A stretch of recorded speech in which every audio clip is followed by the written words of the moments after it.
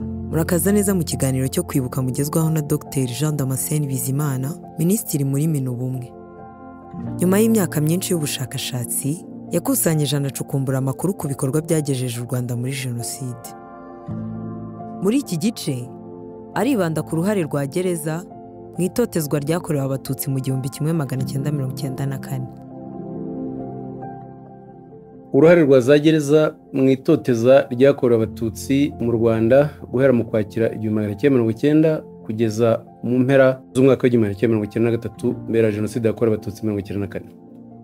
Ku butegetsi bwa Perezida Kayibanda ndetse n'ubwa Perezida Habyarimana, gereza byari bimenyerewe yuko zakoreshwaga nk'intwaro z'iyicarubozo, aho abirukanywe ku butegetsi bwombi bafunzwe mu buryo bubi cyane, bateshwa agaciro ka muntu.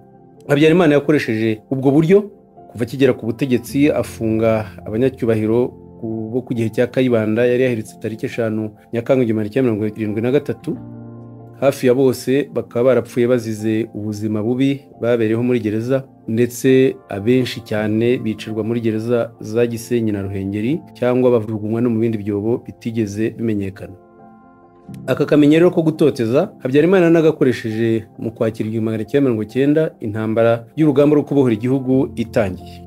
Nkuko bigaragara ku rutonde rwashyizweho na Minisiteri y'Ubutabera yo ku itariki 4 Gashyantare 1991, n'urutonde rwatangajwe ku Batutsi umubare wabo bari bafunzwe na za gereza icyo gihe, bagaragaje yuko hari hafunzwe abantu 8,402, bakerekana na gereza bari bafungiyemo. Twasobanura yuko aba bantu biganjemo Abatutsi bari bafashwe mu by'ukuri biterwa yuko ari ibyitso by'inkotanyi, ariko abenshi cyangwa bose ari ukubabeshyera, ahubwo baragiye bafatwa kubera ubwoko bwabo, abandi bagafungwa kubera yuko bagaragaje kudashyigikira ibitekerezo by'ivangura n'itoteza. Hari n'ababi bafashwe kubera yuko bari baranditse inyandiko zihamagarira kuba igihugu cyashyirwaho demokarasi ikwiye. Mwabo bose rero ubutegetsi bwagaragaje gereza bari bafungiyemo, kandi zari gereza bafungiyemo nabi, abandi bari bafunze no muri za stade.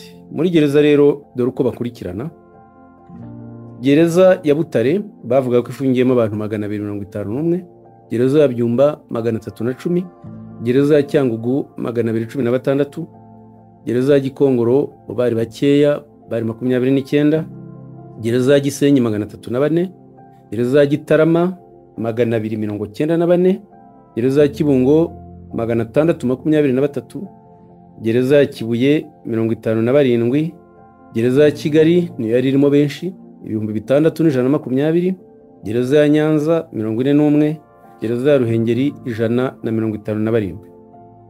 Abenshi muri aba Batutsi b'inzirakarengane batawe muri yombi barengana, bashinjwa gusa yuko ari ibyitso bya FPR twabivuze. Bamwe muri bo bapfiriye no muri aya magereza yo mu Rwanda bitewe n'ubuzima bubi babayemo, abandi bagiye bagirwaho n'ingaruka mbi mu buzima bwabo kubera itotezwa n'icwarubozo bagiye bakorerwa, kimwe ndetse no kubima ubuvuzi. Muri gereza ya Butare Abatutsi barwanye indwara y'amacinya bari bahafungiwe. Bamwe mu mfungwa zabo b'abaganga bari bafunganywe bakagerageza kubavura nka Dr Munyeshuri, ariko ubuyobozi bwa gereza bubimenye burabyanga, ndetse bufata icyemezo cyo gutandukanya abaganga n'aba barwayi, bashyira abarwayi ukwabo, babima imiti n'amazi mu nzu bari barise icyumba cy'urupfu. Uku niko abarwayi bamwe bari bafungiye muri iyo gereza bapfuye kubera kutitabwaho, barimo Paul Gakuba wari umucuruzi uzwi muri Butare, akaba yarasanzwe arwaye diabete, yamaze iminsi 2 muri koma nyuma yo kubura imiti. Nyuma y'iminsi 4 ubuyobozi bwa gereza bwamujyanye mu bitaro, ari naho yaje gupfira, dore ko bari bazi neza yuko kandi babibona yuko atazarokoka bitewe n'uburyo ubuzima bwe bwari buteye. Undi mucuruzi w'Butare nawe wishwe muri ubwo buryo kumwima imiti, Nevarese Kamugunga, wapfuye tariki 27 Ukwakira 1990, apfa afite imyaka 53, azize indwara ya macinya nyuma nawe yo kwimwa imiti.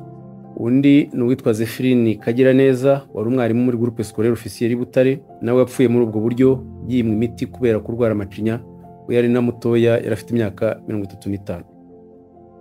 Hari abanyamategeko b'Ababiligi babiri bakoze igenzura iperereza mu Rwanda, Eric Gire n'uwitwa André Jadou. bashoboye gusura gereza zo mu Rwanda icyo gihe. Basura izi gereza kuva tariki 9 kugeza tariki 11 Mutarama 1992, ndetse bongera no kuzisura kuva ku itariki 2 kugeza kuri 5 Gashyantare 1992. Hari ibyo rero babonye mu itoteza n'icwa rubozo ryakorwaga muri ayo magereza ariko Abatutsi, babyandika muri raporo yabo. Mu byo rero bagaragaje yuko izi gereza zo mu Rwanda zakorwagamo iyicarubozo kuri aba bantu bari bafunzwe bitirwa ko ari ibyitso by'inkotanyi, bakabafungira mu byumba bibi bitagaragara birimo ubushyuhe bwinshi cyane, henshi hakaza n'intozi kubera ubwo bushyuhe, kandi ntibabahe imiti yo kuzica. Hari umwanditsi nyakwigendera François Nsengiyumva wanditse igitabo cy'imibereho ye yafungiwe muri gereza ya Butare. Igitabo cye yacyise Ingoma y'amaraso, aho asobanura mu buryo burambuye amarorerwa yakorewe muri gereza ya Butare yabayemo, akavuga n'amazina y'abantu yibuka bahapfiriye bazizwe inkoni, gukubitwa no gufatwa nabi mu bundi buryo ubwo aribwo bwose. Yatanze urugero rw'umuntu atibuka neza izina wishwe ku itariki 29 Ukwakira 1990 muri gereza ya Butare azize gukubita umutwe bakoresheje ikibuno cy'imbunda. Akavuga n'undi muntu uzwi bitaga Kiragi, avuga ko yapfuye nawe kubera inkoni yakubiswe n'abacungagereza bamuhora ngo yanze kuvuga, kandi yarasanzwe afite uburwayi n'ubundi bwo kutavuga. Bamwishe urubozo nk'uko François Nsengiyumva yabyanditse, bavuga ngo ntabwo ashaka kuvuga, aya nama yari y'Abatutsi, ngo yigira ikiragi kugira ngo adahishura amabanga y'Abatutsi. Dufite raporo y'umutekano yitwaga y'umutekano y'inama ya Perefegitura ya Butare yabaye ku itariki 4 Ugushyingo 1990, iyobowe n'umunyamabanga mukuru muri Minisiteri y'Amajyambere ya Komine n'Iterambere ry'Abaturage Innocent Ndindabahizi, igaragaza amabwiriza n'amazina y'abategetsi ba Butare bahawe inshingano zo gukora iki gikorwa cy'ubugizi bwa nabi muri gereza. Inyandiko mvugo yateguwe n'umwanditsi w'iyo nama, icyo gihe ari Komanda Siriaki Habyarabatuma wayoboraga Gendarmerie i Butare, ikagaragaza amagambo umunyamabanga mukuru muri Minisiteri Innocent Ndindabahizi yatanze muri ubwo butumwa yabwiraga abategetsi bo muri Butare muri iyi nama.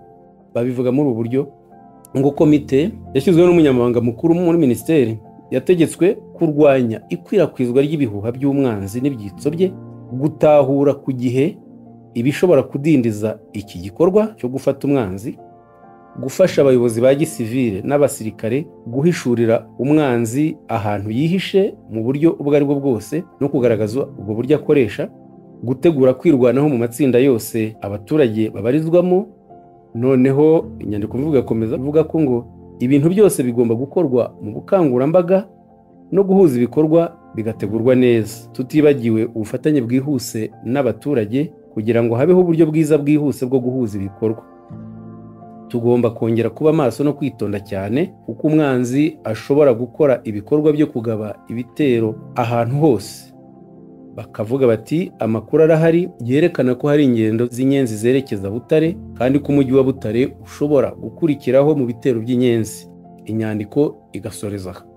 Komite ya Butare yashyizweho na Minisiteri y'Ubutegetsi bw'Igihugu kugira ngo ishyire mu bikorwa uyu mugambi bitaga wo guhiga umwanzi. Yari igizwe n'aba bakurikira: Temahagari Justine wari prefe akaba na perezida w'iyo komite, Major Nteziryayo Alphonse wari umuyobozi w'ingabo mu gace ka Butare, Ndayambaje Teresfori wari umuyobozi wa serivisi ishinzwe abinjira n'abasohoka muri Butare, Iyamuremye Fideli wari umuyobozi mukuru wa serivisi y'iperereza muri Butare, Ngirinshuti Vedaste wari umuyobozi wungirije wa serivisi ishinzwe iperereza muri Butare, Adjudant Chef Kagangwe Frem wari umuyobozi wa gereza ya Butare, Kanyabashi Joseph wari burugumesitiri wa komine Ngoma komine y'umujyi wa Butare, Simbari Kurasieri wari superefegitura ya Busoro muri Butare, Hakizamungu Jean Baptiste na Gasana Jean Chrysostome aba bari abasuperefe kuri perefegitura ya Butare.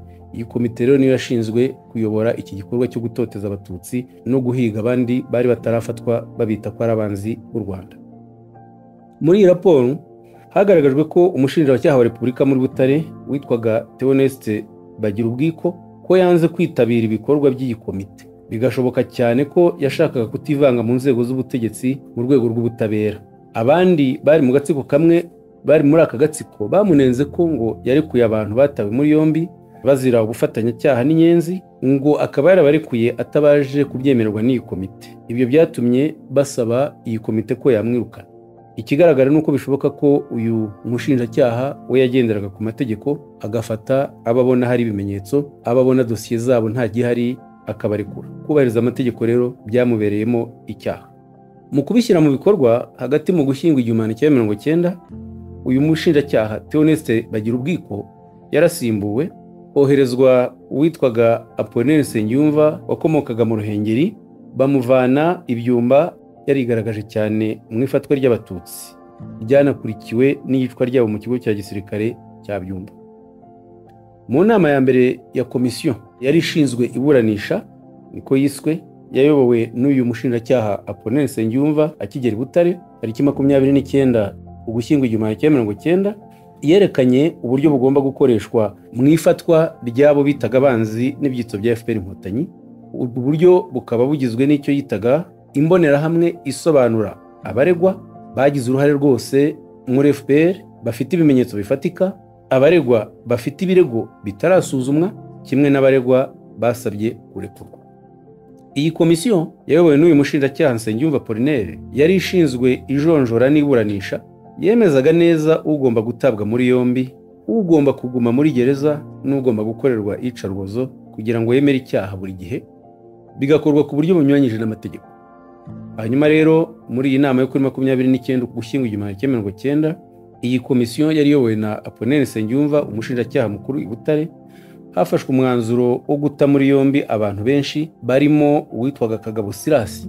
Bamuzizaga gusa ko mu gihe intambara yatangiraga yo kubohora igihugu tariki ya 1 Ukwakira 1990, ngo yari acumbikiye abantu bavuye mu mahanga b'impunzi. Iyi komisiyo ikavuga ko ngo arabagande. Undi mututsi witwa Theodomire Nyungura, wari umugenzacyaha muri komine ya Runyinya, yafatiwe umwanzuro wo gufungwa kubera impamvu imwe. Bamushinje ko ngo mukuru we Kayumba Gaspard yari yarafungiwe muri gereza ya Butare, kandi bakavuga ko ngo Nyungura yakurikiranaga nyine dosiye zageraga no muri gereza ya Butare. Ibi ngo byari bihagije kugira ngo adashobora gukomeza kuyobora ubugenzacyaha muri Runyinya, ahubwo basaba ko akurwaho akanafungwa. Nawe yaje gufatwa rero anafungwa n'abajandarume. Hanashyizweho komite ntoya y'ijonjora muri Butare, yemeza Abatutsi bagomba kubaho n'abagomba gufungwa bashinjwa kwitwa ibyitso by'inkotanyi. Iyi komite rero yakoze aka kazi kabi, yaborwaga na Nsengiyumva Apollinaire wari ukuriye ubushinjacyaha muri Butare. Yari irimo kandi Lieutenant Colonel Marcel Gatsinzi wari umuyobozi w'ingabo muri Butare na Gikongoro, Habyarimana Siriyake wari umuyobozi ushinzwe ikigo cya Gendarmerie ya Butare, Adjudant Chef Ephraim Kagango wari umuyobozi wa gereza ya Butare, Gasana Jean Chrysostome wari superef ushinzwe politike kuri Perefegitura ya Butare, Iyamuremye Fideli wari umuyobozi wa serivisi ishinzwe iperereza muri Perefegitura ya Butare. Komite yari ifite abashinzwe gukusanya amakuru batatu bitabiraga inama zose bakurikira: Matabaro Jean Baptiste na Uwihoreye Andrea bari basubustiti, na Rabani Gasirabo wari umuyobozi wungirije wa gereza ya Butare. Muri gereza ya Byumba mwaka wa 1990, gereza ya Byumba hari ahantu hateye ubwoba ku Batutsi bafunzwe bajira gushinjwa ibinyoma ko ari ibyitso bya FPR. Abenshi muri bo bafatiwe muri komine ya Murambi, bafatwa na Burugumestre Jean Baptiste Gatete. Abatishwa ku kanya na Gatete barakubiswe bikabije, bajyanwa benda gupfa muri gereza ya Byumba. Mbere yo gufatwa habaga inama yahuzaga Burugumestre Gatete, ikanitabirwa n'uwitwaga Manase Bigwenzare wari perezida w'urukiko rwa Kanto, witwaga Mirasano, witwaga Mudaheranwa, Mbuguje na Karemera bayitabiraga, ndetse hakaza n'abayobozi baza serire babitaga ba responsable, kugira ngo bashobore kugenda berekana amazu y'Abatutsi bagomba gufatwa. Umutangabuhamya Andrea Gatera wafunzwe amezi 6 muri gereza ya Byumba yagaragaje ko ubwo yafatwaga we n'abagenzi be bagize ibyago bikomeye. Avuga ko bari abantu 12, akanerekana abo ibuka barimo Buke Kabiri, Urakari, Kaburame, Kagabo, Karyabwite, Mukakinani, Munyeshuri, Ndori na Sebudandi. Akagaragaza ko aba bose batafashwe umunsi umwe. Andrea Gatera yatawe muri yombi na responsable wa serire witwaga Karemera, abitegetswe na Burugumestre Gatete na Manase Bigwenzare twabivuze wari perezida w'urukiko rwa Kanto rwa Murambi. Amaze kugera Ibyumba, Gatera Andrea avuga ko Sebudandi na Kagabo bari bafashwe mbere, yasanze barishwe ku munsi wabanje. Ahageze bagenzi be barimo Buke Kabiri, Kaburame na Ndori barishwe. Hanyuma ariko akanerekana ko mbere yo kubica babapfukaga mu maso, bakajyanwa mu kigo cya gisirikare cya Byumba, aho bajugunywaga mu rwobo runini rwari rwaracukuwe kugira ngo bazicirwemo, bakabatama ari bazima, bakabatwikisha amapine. Ikigo cya gisirikare cya Byumba cyabereyemo ibi bikorwa by'ubwicanyi ndengakamere cyari kiyobowe na Major witwaga Pierre Ngira, wakiyoboye kuva muri 1983 kugeza mu mwaka wa 1991. Abategetsi bari bashinzwe gutwara izo mfungwa, aho twakwita kw'iryo bagiro ryo mu kigo cya gisirikare cya Byumba cyarimo umugenzacyaha witwaga Rutobo, urufungiwe muri gereza ya Miyove azira icyaha cya jenoside, harimo Apollinaire Nsengiyumva ukomoka mu Ruhengeri wari umushinjacyaha ayoboye parike ya Byumba yaje kwimurirwa i Butare, Jean de Dieu Nduguyemo wari umuyobozi wa gereza ya Byumba, ubu akaba afungiye muri gereza ya Musanze. Twakwibutsa ko icyo gihe muri mwaka wa 1993 twarabivuze mu bindi biganiro, uyu Major Ngira uyoboraga ikigo cya gisirikare cya Byumba yabwiye komisiyo mpuzamahanga y'uburenganzira bwa muntu yakoraga iperereza ku bwicanyi bwo mu Rwanda, yababwiye yuko mu kigo cya gisirikare cya Byumba abantu bahaje boherejwe na Gatete bari abantu 18, anemeza ko koko bishwe nubwo yahakanaga uruhare yabigizemo. Mu bandi bahohotewe muri gereza ya Byumba, komisiyo mpuzamahanga yerekanye mu iperereza ryayo wavuga witwaga Zakaria Mugambira wari rwiyemezamirimo mu bwubatsi, wakoreraga muri santere ya Rukomo muri komine Muvumba, yoherejwe muri gereza na burugumestre Rwabukombo Nestor. Tubutse ko Rwabukombo Nestor yahungiye mu Budage agakurikiranwa cyaha cya jenoside, agakatirwa igifungo cya burundu. Mu bandi bafunzwe kandi harimo na Mugambira Yohani n'umuhungu wa Kanyabigega nawe wabaga i Rukomo. Muri gereza ya Kibungo no habereye icarubozo riremereye, Abatutsi bakubiswe bikabije n'abayobozi b'inzego z'ibanze n'imfungwa, zarimo umwe mu bari baraho aka kazi ko gutoteza, wari imfungwa bahimbaga Gifaransa, arazwi cyane muri gereza ya Kibungo muri iyi myaka. Izina rye ry'ukuri ryari Emmanuel Uhorana Ingoga, yari afunzwe azira ubwicanyi, yakomokaga muri komine ya Gishyita ku Kibuye, akaba yari umuhungu wa Alexis Sekabwa na Maria Mukambuguje. Ifaransa yarazwi cyane kubera ubugome bwe i Kibungo kuko yari igisambo kizwi. Mu gihe cyo gutabwa muri yombi, aba Batutsi batagira ingano bashinjwaga babeshyerwa kwitwa ibyitso bya FPR. Igifaransa niwe wabashyikirizwaga, yari umuyobozi w'izindi mfungwa muri gereza ya Kibungo, akaba ari we ubakorera iyicarubozo. Mu bahohotewe bazwi bamwe bikanabaviramo urupfu harimo Charles Kagango wigishaga mu iseminari ntoya ya Zaza, wakubiswe bamusaba ko ngo yemera ko murumuna we wari umusirikare mu ngabo za Uganda, ngo yaje kumusura mbere y'intambara FPR Inkotanyi. Kagango yahakanye mu makuru yivuye inyuma kuko byari binyoma, akubitwa ubuhiri, aratemagurwa, araravirirana kugeza mu gitondo. Dr Bigomwa Pierre Celestin murumuna wa Martine Bucyana washinze CDR, wari umuganga i Kibungo, niwe wahimbye icyemezo cy'urupfu rwa Kagango, atangaza ko yazize asima, nyamara mu by'ukuri yarazize izi nkoni n'ubugizi bwa nabi yakorewe. Umuyobozi wari ushinzwe iperereza muri Kibungo witwaga Paul Sentashya yakoze inyandiko akorera raporo abamukuriye, abeshya ko nyakwigendera Kagango yari afite ikigo cyigisha inyeshyamba za FPR, intwaro n'ibindi. Undi Mututsi wakubiswe inkoni n'iri tsinda rya Gifaransa muri gereza ya Kibungo n'uwitwa Mugambage wakomokaga muri komine ya Kabarondo. Yica rubozo ryakozwe na Gifaransa kandi abitegetswe n'abayobozi ba gereza ya Kibungo, ryanatumye bamwe mu bafunzwe bafatwa nk'ibyitso, byatumye bamwe bemera icyaha kugira ngo badakomeza kwicwa batyo no gutotezwa. Muri bo twavuga itsinda ryisitiriwe witwa Karuranga, bavuga ko yemeye icyaha kubera gukorerwa iyicarubozo. Bakavuga rero yuko Karuranga bamusanga intwaro yari yahawe n'inkotanyi, ngo bakavuga ko igihe nikigera yagombaga gufasha inkotanyi akoresheje izo ntwaro. Urutonde rw'Abatutsi bakubitiye inkoni muri gereza ya Kibungo ni rurerure, bamwe bikabaviramo n'urupfu nk'uko twabivuze, ariko twibutse bamwe muri bo banagize n'amahirwe yo kuburokoka. Harimo Claude Niyonshuti, Innocent Zitoni na Ntaganda bari abacuruzi i Kibungo, Sylvestre Nkusi wigishaga Izaza, Alfred Nkubiri wari umukozi w'ikigora Rwandeza, Claver Barimwe Ngondo, Charles Katabogama uzwi ku izina rya Korwako, Jules Mugabo, Kayonga wigishaga mu ishuri rya Saint Fidèle ku Gisenyi, Rutagengwa Emmanuel wakubiswe iminsi myinshi ahatirwa kwemera icyaha, Pasiteri Jean de Dieu Mwumvaneza ukomoka ku Rusumo, uyu yakorewe iyicwa rubozo kimwe n'umugore we Dorothea wari ufite resitora Kiyanzi, yashinjwaga ngo kuba ari inshuti y'umushoferi watwaraga amakamyo wagumye muri Tanzania aho urugamba rwa FPR rutangiriye. Abishe rero Pasiteri Mwumvaneza bamwishe nabi, bamuteye imisumari, bamwica bavuga ko bamwica nka Yezu, naho umugore wicwa n'ibikomere byinshi by'ibyuma bamuteraguye. Iri tsinda ry'abantu bakurikira bakorewe iyicarubozo muri gereza ya Kibungo barikorerwa n'abayobozi biganjemo abangaba: Bushishi Mathias wari umushinjacyaha mukuru i Kibungo, uyanisha abantu benshi mu gihe cya Jenoside, akaba yarahungiye mu Bubiligi.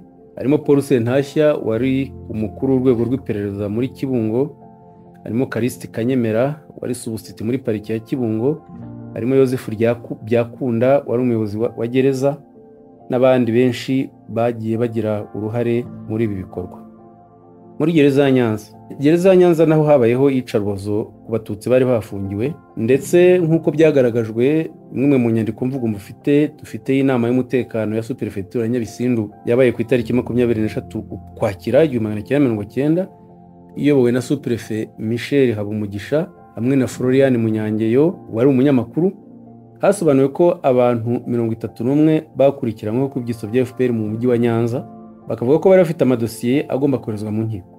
Aba rero 31 bashyizwe hamwe n'abandi Batutsi 230 batawe muri yombi bakekaho icyaha kimwe, bose bavanwa muri gereza ya Nyanza bazanwa i Kigali.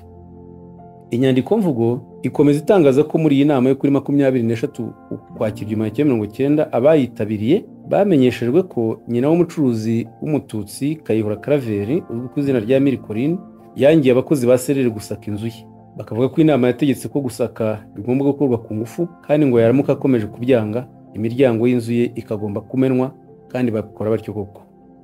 Iyi nama yanaganiriye ku ngingo bise Club Inkotanyi, bakavuga ko yari ihuriro ry'abarimu ba Nyanza, ngo yariho kuva mu mwaka wa 1973, hibazwa n'ibiri zina rifitanye isano na FPR Inkotanyi. Baje kubaza uwitwa Mukiga Theogene, asobanura ko iri zina barihisemo nta kindi bagendereye, ariko abari bagize akanama k'umutekano muri Superefegitura ya Nyabisindu banzura ko izina Club Inkotanyi, nubwo Mukiga Theogene avuga ko ntaho rihuye n'Inkotanyi, ko ibyo batabyizera. Hagati mu nama Perefegitura Butare Justine Temahagari yavuye mu rugendo i Kigali, asanga iyi nama ikiriho, afata ijambo rigaragaramo urwango no gutoteza n'amabwiriza. Ababwira muri aya magambo ati: mwese mugomba gukomeza kuba maso, kuko umwanzi wateye igihugu ari muri twe, yakwirakwiye mu gihugu cyose. Inyandiko mvugo igasobanura yuko Perefe ngo yasobanuye ko abantu 31 bafatiwe i Nyanza atari bo bonyine bagambiriye gufata umujyi wa Nyanza, ahubwo ari benshi. Asaba bari mu nama bose gushyira hamwe bagahiga umwanzi n'ibyitso bye, ko badakwiye kurambirwa kugeza igihe umwanzi wese azavumburwa burundu.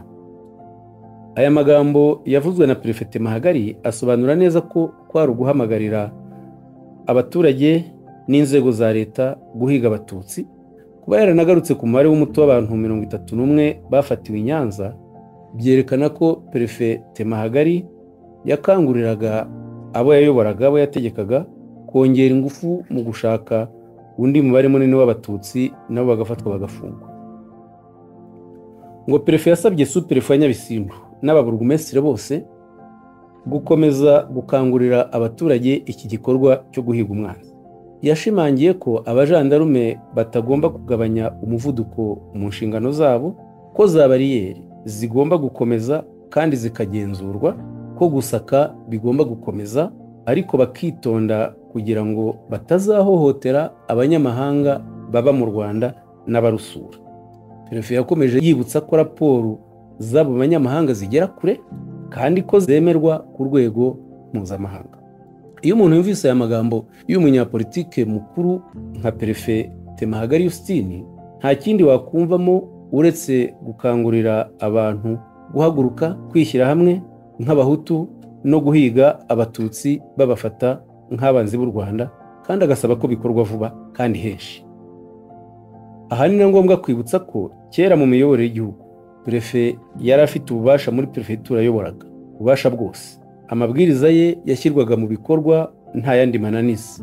Indi ngingo yavuzwe muri iyi nama kandi ikaba igaragaza indi ntera kwanga abatutsi byariho i Nyanza, ni ikibazo cy'uwitwa Munyakayanza Fulgence wari wafatiwe i Rusatira akekwaho kuba icyitso cya FPR maze agapfa kubera kubura ubutabazi bw'ibanze. Umuyobozi wa gereza yasobanuye ko Munyakayanza yararembye cyane, bigaragara ko yenda gupfa, arwariye mu bitaro bya Nyanza, ibihaha bye by'ibumoso byaraboze. Nyamara nubwo atabivuze, birashoboka ko kubara kw'ibihaha byatewe n'inkoni n'itoteza n'iyicwarubozo yakorewe. Abitabiriye iyi ngirwanama y'umutekano birengeje amaso iki kibazo cy'iyicwa rya Munyakayanza Fulgence, babyandika muri aya magambo bati: abasuye Munyakayanza bose bagomba kwandikwa bakanabazwa, kuko muri bo hashoboraga kuba harimo ibyitso by'umwanzi. Kuba Munyakayanza ari icyitso cy'umwanzi, abandi bose nabo bakaba batazwi, ni ngombwa nabo kubashakisha. Ahangaha turimo turerekana ibikorwa by'ubuhezanguni n'ubunyamaswa bwo mu rwego rwo hejuru. Nibyo abatutsi babayemo muri icyo gihe. Ibyagaragaye muri gereza ya Nyanza, Kibungo na Byumba na Butare ni ingero nkeya cyane. Muri kasho ya Gendarmerie ya Rwamagana hari igikorwa cy'indengakamere cyo gufunga abantu cyakurikiwe n'iyicwa rya kanoni w'Abangirikani witwaga Alfred Cyafubire, wari umuyobozi w'ishuri ryisumbuye ry'indimi n'ubuvanganzo rya Gahini. Yiciwe mu buroko bwa Gendarmerie ya Rwamagana tariki 6 Ukuboza 1990. Alfred Cyafubire yari umututsi, akaba uwo mu itorero rya Anglikani twabivuze. Icyo gihe ryayoborwaga na Musenyeri Adonia Sebunungure. Yafashwe na Burugumestre Senkware Leopold ku itariki 6 Ukuboza 1990, Burugumestre wa Kayonza, amujyana i Rwamagana amushinja ibinyoma byo kuba ngo yari icyitso cya FPR, agashinjwa kugira ngo amakuru yari afitanye isano n'ibitero bya FPR Inkotanyi. Burugumestre Senkware yamushyize muri Gendarmerie saa 9 z'amanywa, byandikwa muri ubu buryo: yamushyize muri Gendarmerie saa 9 z'amanywa, hanyuma aza kuhapfira nijoro. Inyandiko mvugo iyicwa rye ikaba iteye itya: abanyuma bamujyanye ku biro byabo i Rwamagana baramukubita ahita apfa. Abanyuma ni ukuvuga abajandarume. Umuryango we wasabye ko hakorwa isuzuma murambo, ariko abayobozi barabyanga, banga no kubaha umurambo. Amaherezo bemeye kubikora tariki 7 Ukuboza 1990, nyuma y'igitutu cya Amnesty International yamenyeshejwe n'umuryango we n'inshuti ze zo mu mahanga, cyane cyane abamisiyoneri b'Abongereza n'Abadage bari barakoranye nawe i Gahini. Ibiri mu nyandiko yo ku itariki 8 Ukuboza 1990 yanditswe na Perefe wayoboraga perefegitura ya Kibungo, Laurent Bukibaruta, bigaragaza ko nta gushidikanya ko abayobozi aribo bagize uruhare mu iyicwa rya Alfred Cyafubire. Muri iyi baruwa y'ibanga, Perefe Bukibaruta yandikiye Minisitiri w'Ubutegetsi bw'Igihugu, yagiraga ati akanamuhereza raporo y'akanama gashinzwe umutekano wa perefegitura ya Kibungo, yagaragaza ko iyi nama ya perefegitura ya Kibungo yasuzumye ingingo ebyiri, harimo iperereza ryerekeye abakekwaho icyaha bafashwe mu gihe cy'intambara yatangijwe na FPR, hanyuma akanavuga ku rupfu rwa kanoni Alfred Cyafubire. Kuri iyi ngingo ya kabiri, Perefe Bukibaruta yabyanditse atya: ku byerekeye urupfu rwa kanoni Alfred Cyafubire wari umuyobozi w'ishuri ry'indimi n'ubuvanganzo rya Gahini, yagejeje Rwamagana afite ubuzima bwiza cyane, yapfuye nyuma. Ikigaragara kuri twe nuko yari umwe mu byitso, kuko izina rye ryagaragaye kuri liste yasanzwe mu myenda y'inyenzi. Ibi ni bikubiye mu magambo amaze kuvugwa muri iyi raporo ya Perefe Bukibaruta, akaba yerekana mu by'ukuri neza ko urupfu rwa Cyafubire ari igikorwa cyakozwe na leta, bigashimangirwa n'iyi nyandiko mvugo, kuko ntasobanura niba yarazize urupfu rusanzwe, ariko ikigaragara nuko yiciwe muri Gendarmerie. Bukibaruta anakomeza abyandika mu buryo bukurikira, avuga ati: umuyobozi wa Gendarmerie yavuze ko yamenye iby'urupfu rw'uyu muntu ari uko ageze i Rwamagana ku itariki ya 7 Ukuboza 1990. Nta mwanya uhagije yabonye wo kugira icyo abimenyaho. Abashinzwe iperereza muri Rwamagana rimwe n'abajandarume ndetse n'ubuyobozi bwa komine bwa Muhazi bemeje ko bakubise Cyafubire Alfred bari kumwe n'abajandarume batatanze amazina kugeza apfuye. Yongeyeho ko abamukubise batunguwe no kuba yarapfuye azize izo nkoni, mu gihe hari abandi bantu benshi bakubiswe nkawe ariko ntibapfe. iyo ni inyandiko mvugo ya perefe ivuga muri ayo magambo. Inama ya perefegitura ya Kibungo ntiyigeze yamagana igikorwa nk'iki gisuzuguritse cyo kwica ndetse kigayitse, ahubwo igiha umwanya kandi ntiyanasaba yuko ababigizemo uruhare bakurikiranwa. Bikaba byerekana yuko iyi nama yitwaga iy'umutekano iyobowe na perefe Bukibaruta nayo yari ishyigikiye iri toteza n'iyicarubozo. Abitabiriye iyo nama n'aba bakurikira: Perefe Laurent Bukibaruta wari perezida w'inama, Bushiji Mathias wari umushinjacyaha mukuru w'Ikibungo, Major Buduru Augustine wari komanda ya gendarmerie ya Kibungo, Liyetona Ndangurura Jean Damascene wari umusirikare muri bataillon y'ingabo z'u Rwanda ahitwa Huye muri Kibungo, Sentashya Paul wari umuyobozi w'urwego rw'iperereza i Kibungo, Sekagina Faustin wari sous-préfet kuri sous-préfecture, Ntambuko Joseph wari ukuriye ishami ry'iperereza muri sous-préfecture Rwamagana, Habimana Jean Damascene wari umukozi w'urwego rukuru rw'iperereza, akaba yari n'umuyobozi w'itsinda ryari rishinzwe komine Muhazi. Tugena no muri gereza ya Kibuye. Muri gereza ya Kibuye abatutsi bakorewe iyicarubozo n'abayobozi bakuru b'iyi perefegitura, by'umwihariko bari bagizwe n'itsinda rikurikira: Major Rwabakika wari umuyobozi w'abasirikare muri perefegitura ya Kibuye, Bwana Kabera wari sous-préfet kuri perefegitura ya Kibuye, Juvenal Mihigo wari perezida w'urukiko rwa mbere rw'Iremezo rwa Kibuye, Anastase Mugemanshuro wari umushinjacyaha mukuru muri perefegitura ya Kibuye, Samson Rwabigwi wari ukuriye urwego rw'iperereza muri Kibuye, na François Mugemankiko wari umuyobozi wa gereza ya Kibuye. Muri gereza y'Igikongoro ibyaha nk'ibi nabyo byarakozwe by'icarubozo n'itoteza, biyobowe n'umushinjacyaha mukuru wa parike ku Gikongoro Serge Semigabo, kimwe n'abandi bakozi ba leta bari bayobowe na Perefe Joseph Habiyambere wakomoka ku Gisenyi. Muri gereza ya Gikongoro hagaragaye ikibazo kidasanzwe kubera abayobozi bavuze ko umuyobozi wayo wari umututsi wahinduye amoko witwaga Isabane Jean, akaba yaranashinjwaga kugira abavandimwe n'ababyeyi babaga i Masisi na Rutshuru muri Zaire, Repubulika Iharanira Demokarasi ya Kongo y'icyo gihe, bityo bakaba bavugaga ko ari we wari ikibazo gikomeye. Mu ibara yo ku itariki 25 Gashyantare 1991, Perefe Joseph Habiyambere yandikiye Minisitiri w'Ubutegetsi bw'Igihugu, agaha kopi Minisitiri w'Ubutabera n'umuyobozi mukuru w'urwego rw'igihugu rw'iperereza, yashinje Isabane Yohani kuba yarabonye ikarita y'indangamuntu yanditsemo Hutu ngo mu buryo butemewe n'amategeko.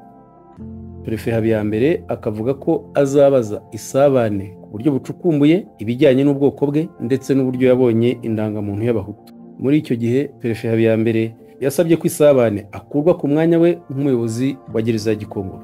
Mu by'ukuri icyifuzo cya Perefe Habiyambere wari umuyobozi mukuru wa perefegitura cyarakurikijwe. Umuyobozi wa gereza ya Gikongoro Isabane yahise yirukanwa imirimo ye kubera gusa yuko basanze ari umututsi wihinduye umuhutu. Isabane akaba yarishwe muri jenoside.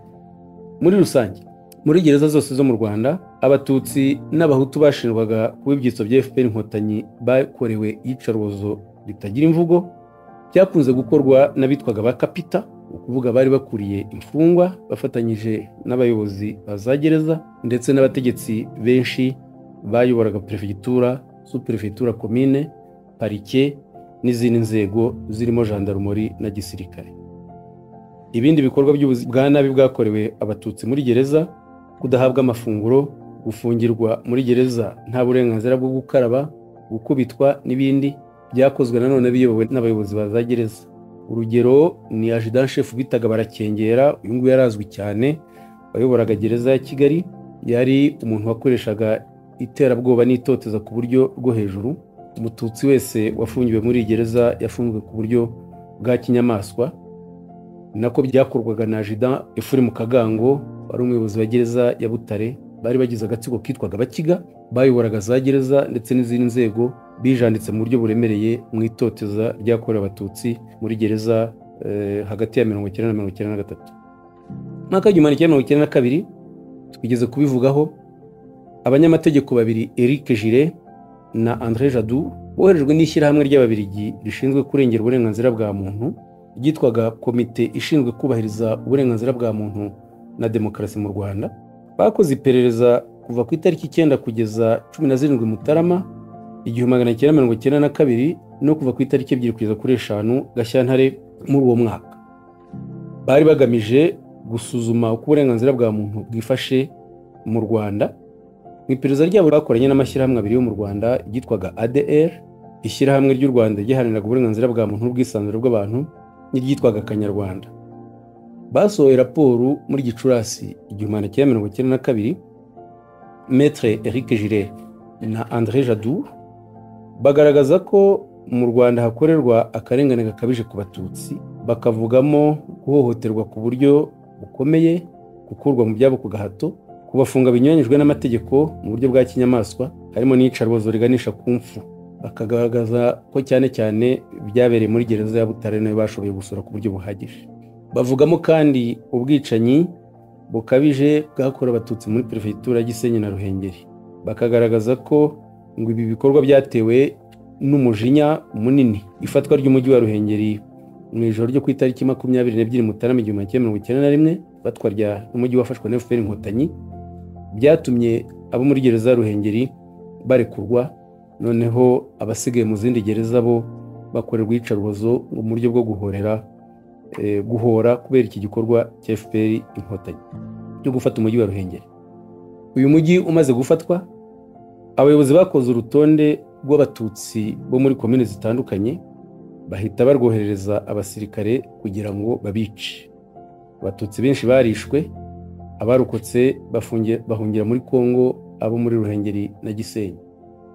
Ubwicanyi bwakabije cyane muri komine Mutura, Kinigi na Mukingo.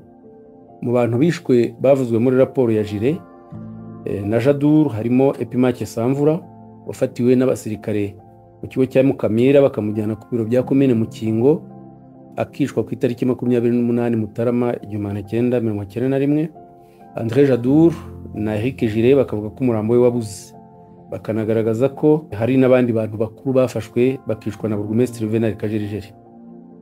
Maître Eric Gillet na Maître André Jadour banatangaga izindi ngero z'Abatutsi biciwe muri komine ya Mutura na Gisenyi, barimo Kamili Kalisa wari veterineri muri komine Mutura, wakomokaga muri komine ya Nyaruhengeri Butare, wishwe tariki 5 Gashyantare 1991 n'abaturage babitegetswe n'abasirikare mu kigo cya Bigogwe. Raporo yabo ikanasobanura ko Abatutsi bishwe mu bugome butavugwa. Batanze urugero rwitwa Bajyahe wamanitswe mu mashami y'igiti agapfa nyuma y'iminsi 3 akaribwa n'ibisiga abaturage bamurebera. Batanga urugero rw'uruhinja rwitwaga Gishongore rwaciwemo ibice bibiri. Iyi raporo ikavuga ko Abatutsi benshi biyahuye kugira ngo ubwo bwicanyi ndengakamere buteye butyo iyo babaga bamenye ubugome bagenzi babo bishwemo. Maître Gillet na Jadour berekana kandi ko bakusanyije ubuhamya bwinshi ku mfungwa zari zifungiye muri gereza ya Gisenyi, zababwiye ku buyobozi bwa gereza bwabasabye inshuro nyinshi gucukura imva rusange mu irimbi rya Gisenyi bacukuragamo Abatutsi bishwe muri ubwo buryo. Abenshi muri abo bantu biciwe mu kigo cya Gendarmerie cya Gisenyi biyobowe na Kapiteni André Bizimana yabakoreraga iyicarubozo mbere yo kubahamba no kubajugunya muri icyo cyobo. Baruhukira mu mahoro.